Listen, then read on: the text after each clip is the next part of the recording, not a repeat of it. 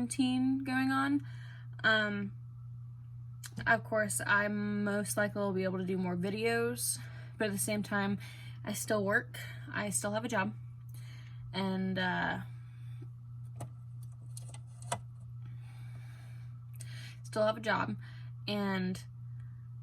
don't know how well I'm going to be getting footage. I haven't got any footage of the 9 horses, because for some reason I just keep forgetting about my hat. And I still have this, but I just keep forgetting my hat. And Kenda's out now actually home, and so I haven't had to feed the horses in the last day or so, and it's weird because I do it for so long. But I kind of had some ideas to do footage wise on the days that I'm actually home. Of course, a couple of them is going to be with Diamond, but I've been kind of thinking on and off about this, but reacting videos. I wouldn't call myself an equestrian. I wouldn't call myself a Western rider. I mean, a Western rider, yes, but I wouldn't call myself a country girl. I am simply just someone who rides Western on a quarter horse.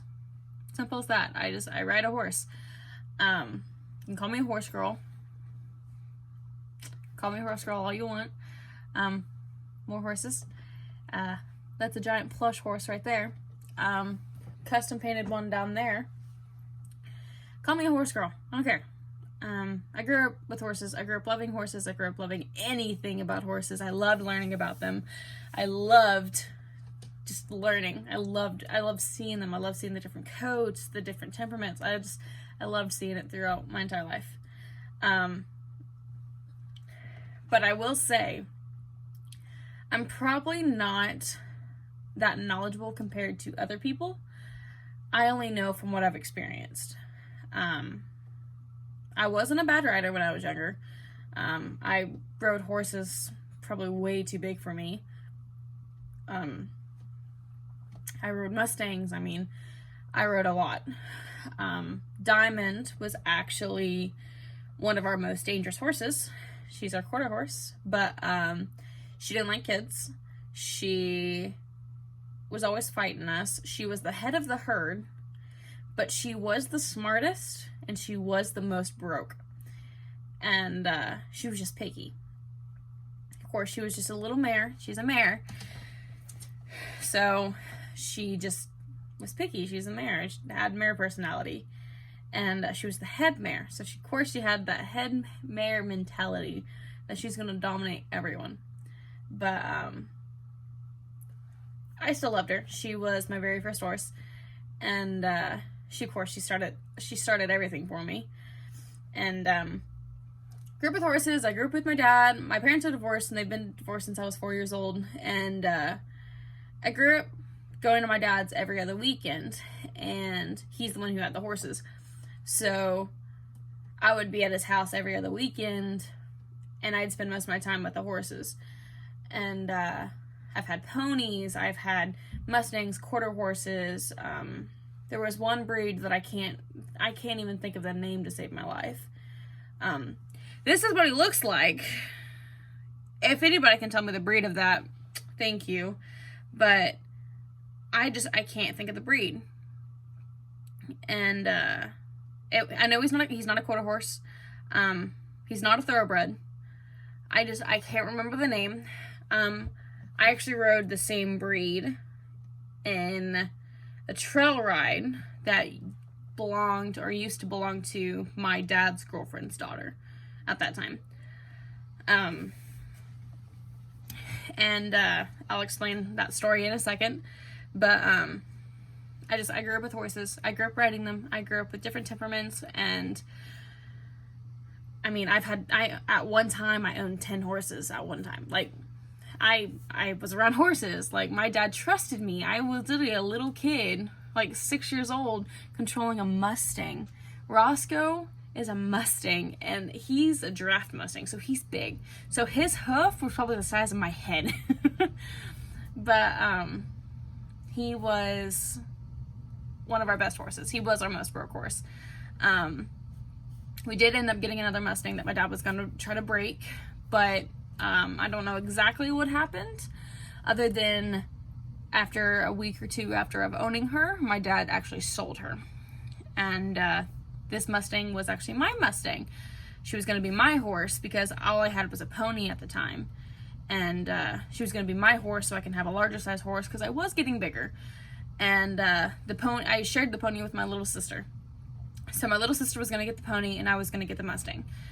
Because my dad actually broke Diamond. So he was going to, the thing is, all the other horses that we owned, they were already broke before my dad bought them. But Diamond was the only one that he really broke. He trained. And so he was going to do that again with the Mustang. Because we already had a Mustang. And so we thought, okay, we see how he is. Let's see what we can do. And ended up selling her. And as far as I know, she ended up in a slaughterhouse because she went to a family who decided it was smart to put a little kid on her back. And she flipped out. And so they thought she was too dangerous, blah, blah, blah. Sent her to the slaughterhouse. Cool. Lost my Mustang that way. And so now I can never name a horse Sienna again. So it's kind of hard. I hate that. That was part of the reason why I was afraid of getting rid of Rose, because I was afraid someone's going to think, oh, she is going to be such an easy horse to break, and she turns out not to be. And all of a sudden, people think she's unrideable and think she should be better off dead. But so far, I feel like Rose is doing fine. I haven't heard anything other than from day one. But I believe I sent her off to the right home. Again, going back to my lack of experience, I am a green. I'm not a green rider. I'm a green trainer. So I used to be a really good rider as a kid. I'll tell you this story to kind of like show you, like, I was pretty good because I was so used to it. When I was probably about 5-6 years old, we went on a trail ride with my dad's girlfriend, my dad, and some friends of my dad's girlfriend.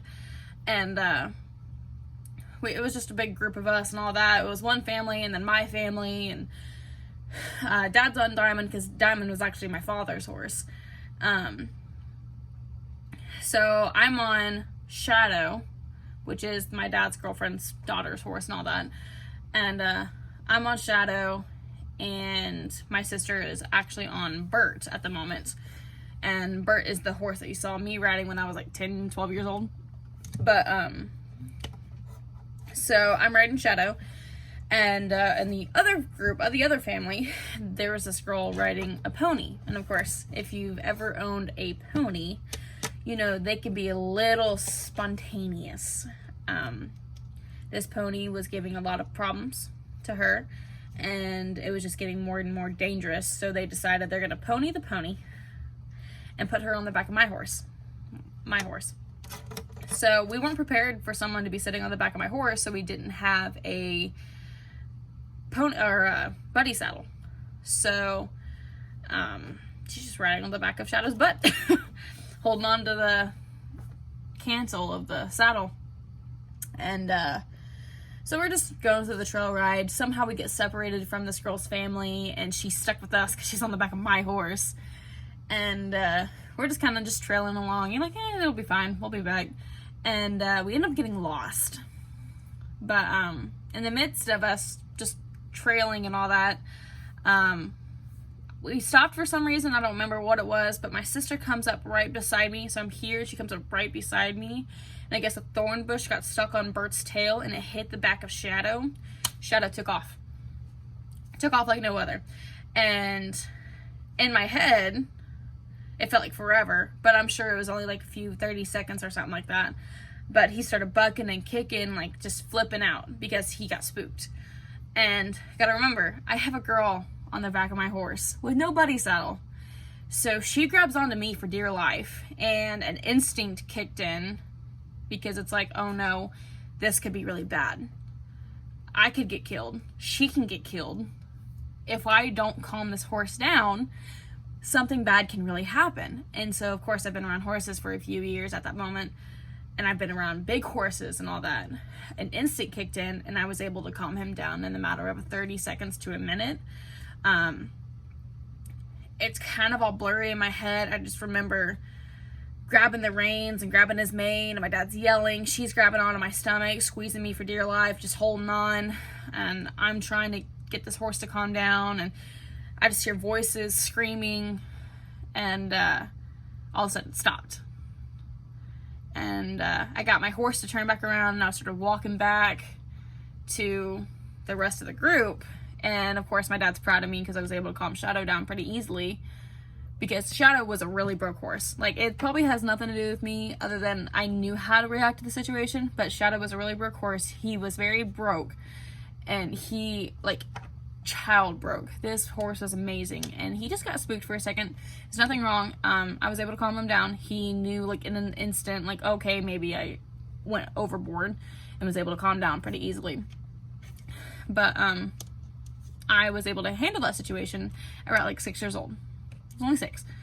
And that girl was safe. Like, basically just saved her life. But turns out that girl went to the same school I did, and she's actually my best friend right now. Me and Alexis have known each other since we were really, really young, and she's the girl I basically saved. And we just became friends ever since because we bonded. Of course, when you're riding on the back of a horse for freaking who knows how long, you bond. So we get to, we're at this point where I'm like, okay, we're really lost. My dad's girlfriend's horse, she just let the reins go, and he just took us straight back to the trailer. And we were able to get home like that. But it's like, I have experience with horses. I've rode horses a lot. But then I had my hip surgeries and my knee surgeries, and I lost all my balance. I could barely walk a certain way. I lost my center of balance. So my riding turned to shit. I used to be a good rider. Now I definitely have to retrain myself. I'm definitely not as good as I once was. I know I have to learn. I know I need to reteach myself. But at the moment, I can't reteach myself on Diamond because she's not the right horse to start retraining myself. Yes, she's broke. Yes, she's perfect, but she's injured. She can't handle much on that leg. She limps all the time, and I put medicine on her and give her medicine when I feed her. And she's not the one to learn on right now. And so that's kind of why I started looking forward to getting a new horse, something to retrain myself on and actually be able to do stuff that I wanted to do when I was younger, but I never got the chance to because of my surgeries. And of course, my dad owned all of our horses and not me. And so I never really got that choice. Well, now that I'm older, I'm in college, I have my own job, I just get a bag of chips, I can now make my own decisions. So I ended up getting the chance of riding a horse that isn't mine for eventing for my roundup club and all that. So that's how I ended up meeting Moonshine. I've only ridden Moonshine once, and then this whole epidemic started, so I really haven't had a chance to actually go back and see her. And who knows when that's going to happen. But when I first got Diamond back, I knew about her arthritis. I knew that something was wrong. I didn't know if it was arthritis or not, but I knew something was wrong because she was limping. And of course, I went to the vet, got her checked out. She just had arthritis, something that's never gonna change. And I then asked, like, hey, is it possible if I could breed her? Because she's been bred before. She had Bullseye, the Cyrus Cutter. It was my stepmom's horse. But I didn't get to keep her first foal. So I'm like, okay, what if I just breed her? One, I would get something out of her. Two, I would get a horse that I could start from the very beginning and work my way up and slowly teach myself and teach the horse at the same time to gain experience. And of course, it would be Diamond's foal, so it would be amazing to me because Diamond can't be evented on any longer, and I'm not putting her through that. So the thoughts of actually breeding Diamond started up when I was allowed. My vet actually said, yeah, if she gets a foal, she gets a foal. If she holds it, she holds it. because she is older, she's less prone to hold the foal, but we'll see. I have a live foal guarantee with this stud that I found. So live foal consists of the foal standing and nursing within the first 24 hours of being born. If it does that, then it's considered a live foal and the contract's over with. But if she doesn't get pregnant the first time, I can go back and get her bred again until she actually does have a live foal. And so I am going to be getting a foal out of her, and I believe she'll be just fine. She was a good mother to Bullseye. She was hard to keep weight on when she was first pregnant with Bullseye, but at the time we didn't know that she was pregnant. She never showed. She wasn't that big. And so she never showed any signs about being pregnant, and we didn't even know she was pregnant until the day Bullseye was born. This foals are in the tummy for 11 months. 11. And not once did we know that Diamond was pregnant, and she was pregnant for 11 months. And so she had him naturally. Throughout the night, she had him, cleaned him up, took care of him, all that. And then the next morning, he was completely fine. He was definitely born for a couple of hours before we actually saw him. But he was all cleaned up. He was nursing. I mean, we had the vet check him out and everything. He was one healthy foal.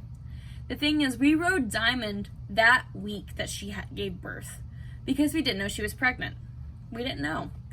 So we were so terrified about the health of this little baby foal, and it turned out just fine because Diamond was just such a good mother, and somehow we didn't ruin her, and was able to give birth to a very healthy live foal. And I believe she would be able to do that again because she is a good mother. She really did take care of him for the longest time, and I want that. And I didn't get to keep Bullseye. Bullseye is actually still in Oklahoma. He is actually in the town that my dad lives in. I don't know exactly what's going on with him. I don't know what he looks like now.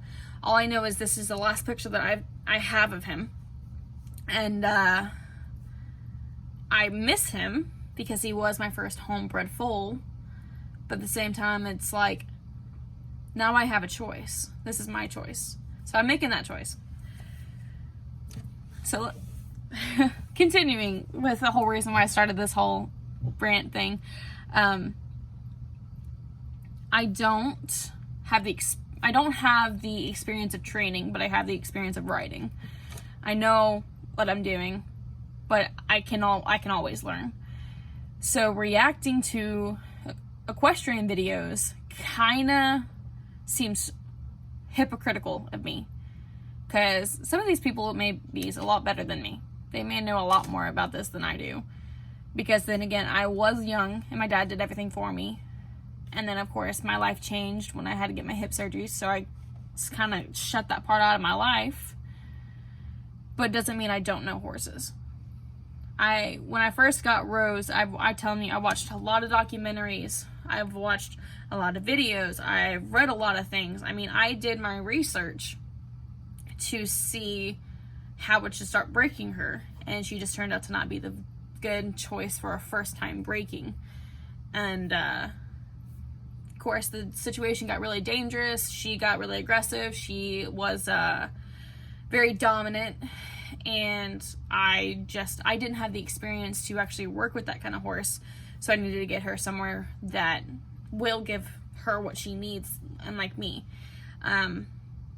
Keep getting compliments from people saying they're proud of me for understanding the situation and knowing that I can't do this, or someone's gonna get hurt. I'm gonna get hurt. She's gonna get hurt. And people are proud of me because I saw the situation, understood the situation, and as hard as the decision was to sell her, I made the right choice for both of our sakes. And so I do believe I have some of what it takes. When I gotta do it, I need the experience, and the only way to get the experience is to do it. And so I'm gonna start out with a foal because I will know that foal from the day it's born. And so doing reaction videos might be weird, but I'm thinking about doing them when I find the ones that I want to do. But this video is already 20 minutes long, so we really should stop this.